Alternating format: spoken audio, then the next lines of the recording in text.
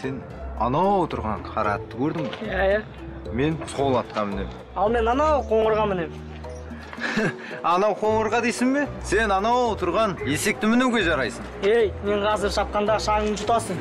Шаңым дейсің бе? Ақ шіркін-ай, менің арманым еді.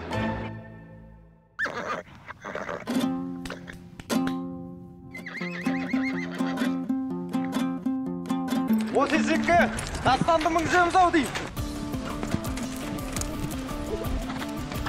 Анаумен ұрсаң тез шабады. Тарт анашыменен, сонда тоқтайды. Ей, мыналарың не деп тұр? Ұста жүгенді мұқтап, бағындар атыңды. Әйтпесе ол сенің жуастығың сезеді. Қамшымен ұрма, әзір сен оған жарамайсың. Ей, жайла, сабырлы бол. Олай істесең қырсығат. Сал аяғың сөңгіге. Ай.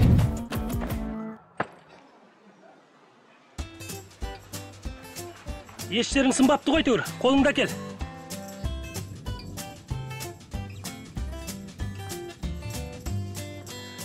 Үй қарқыс атқыр. Мен бұны қалайда бағындырамын. Атқа мініп шабу, ол да ер азаматтың сан түрлі қырларын жетілдіреді. Мысалы, сен сабырсызсың.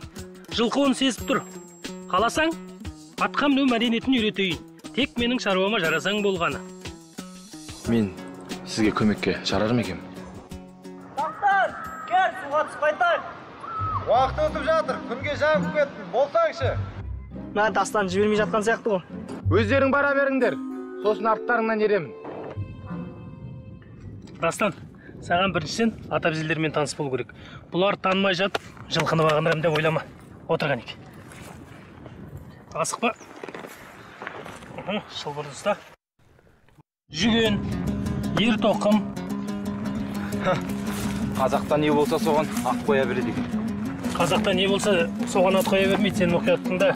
Мынау үзеңгі. Айыл тұрма. Ей, мынау қайтеді. Құлайсың. Тоқта, тарт. Құлайсың, тарт.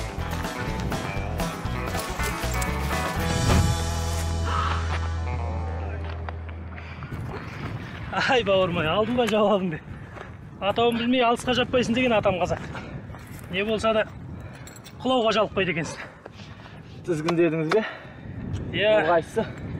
Жүген ат басына тағатын әбзелдердің бірі. Тізгін деген мынау бауыр. Бұл тізгін ауыздықтап атты арқына келтіреді. Одан кейін бергел. Бұл ер тоқым. Бұған өзің білесің. Адам отырады. Одан кейін үзеңгі атқа мінетін негізгі тұрманның бірі.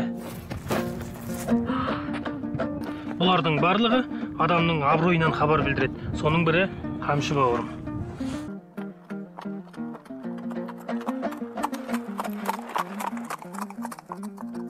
Ай, бәрекелді, міне, естіп үйленесің. Ерекше сезім аға. Тағы да шаққым келеді. Сабайтынды бересіз бе? Сен меңдеп тұрғаның қамшы ғой. Тілімізде тұрмысқа байланысты қаншама сөздер қолданылмай қалды. Әйтпесе жылқыға байланысты қазақ тілінде мыңдаған сөздер бар. Соның бірі осы қамшы бауырым. Ең бастысы бір ғана нәрсені ұғып ал.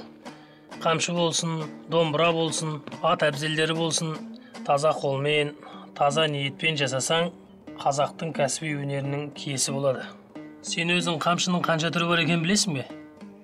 Қамшы ғой, басқа қалай аталады ол? Ендеше саусағың түріп санап ал. Ат қамшы, дүр қамшы, дырау қамшы, сарала қамшы, өрім қамшы, дойыр қамшы, дүре қамшы, қасиетті қамшы, тобылғы қамшы. Санауға саусағым жетпей қалды ғой аға. Соншама түрі бар екен. Бұл мен білетін түрлері ғана. Білмейтініміз қаншама. Мен қамшыны жай ғана зат екен деп жүрсем, бірақ терең түсінбесем де бір маңыздылығын сеземін. Қасиеті бардай. Әйтпесе бір ғана қамшының соншама атауы болуы ол адамды ойландырады. Жарайсың азамат, қамшы ұстауда бір өнер. Қамшыны нағыз ерлер ғана ұстайды. Егер қамшыны ұстай алмасаң, қамшы алып беруге жарамас деген жаманатқа қаласың.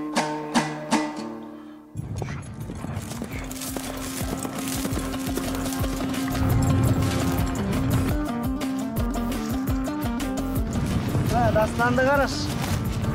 шабысы қандай? Өз көзіме өзім сенер емеспін. Дастан, тек қана атыңды емес, арасында намысыңды да қамшыла.